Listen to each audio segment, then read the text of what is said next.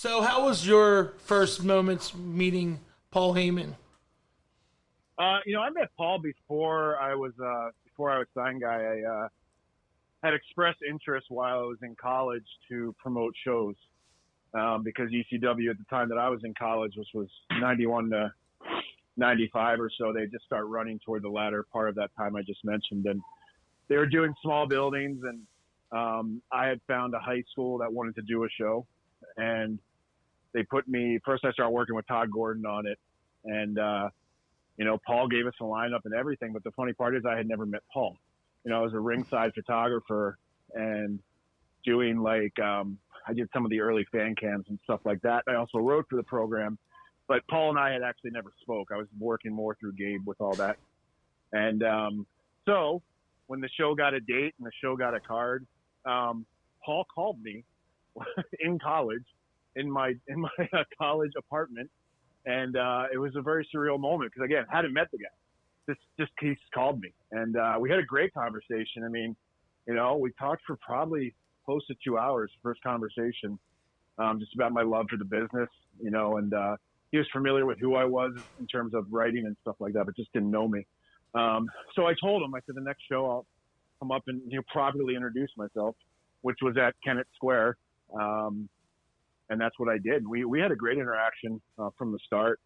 And once he got to know me more, he started giving me a lot more access to, finishes and matches and angles that were happening so I could properly capture them, whether it be on still photographer or still photo or video. So that's how it started with him and I. And I had no further aspirations past that. I was very happy. And obviously it grew to something different, but first interactions were just that. It was pretty awesome. See, our one of our engineers, Producer, engineers.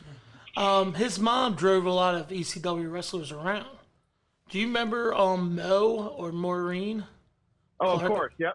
Yeah, for sure. She passed away a couple of years ago, 2 years ago?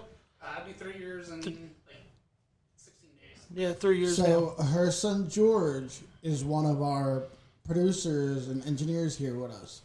So all the stories that we share back and forth, he's like, "Yeah, I remember that." I'm like, "Yeah, I was there too." Yeah. So George, driving guys is half the fun. I did that also. So Right, yeah, we did it for a couple of shows too because we drove Crazy Steve. yeah, that was fun. That was cool. He wasn't crazy. No, he was awesome. He was nice. But yeah, no, it's funny how much you actually. Sorry, I didn't mean to cut you off. no, go ahead. Right, though. No, when I started, I was asked to do that several times as well when I was a photographer, and I did it. And it's actually me and Gabe, and we'd always drive either Terry Funk or, well, it was mostly Funk actually. I mean, a few other random guys here and there, but that was awesome. I mean, the stories you get without asking, you know what I mean? It just kind of goes. Yeah, George is over here nodding his head at everything you're saying.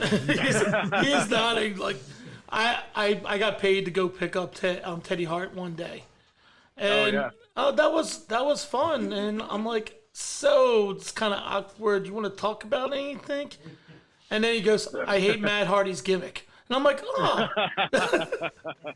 And it just goes. It just starts.